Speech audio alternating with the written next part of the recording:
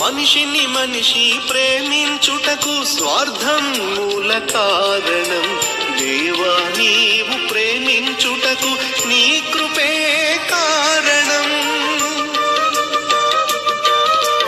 మనిషిని మనిషి ప్రేమించుటకు స్వార్థం మూల కారణం. దేవా నీవు ప్రేమించుటకు నీ కృపే కారణం. మనుషులు మారినా, మమతలు మారినా, బంధాలు వీగినా, యేసు ప్రేమ మారదు. మనుషులు మారినా, మమతలు మారినా,